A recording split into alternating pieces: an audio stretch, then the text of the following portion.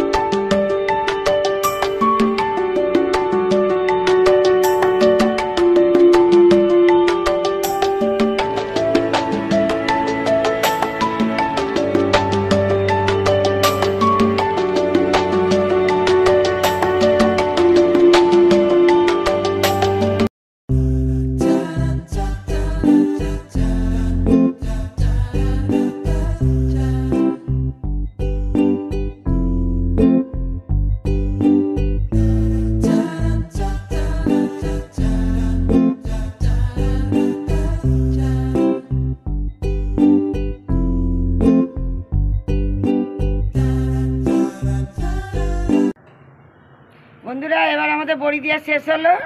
ডিজাইনটা দেখো কেমন লাগে, আমাদেরকে কমেন্ট করে একটু জানিও।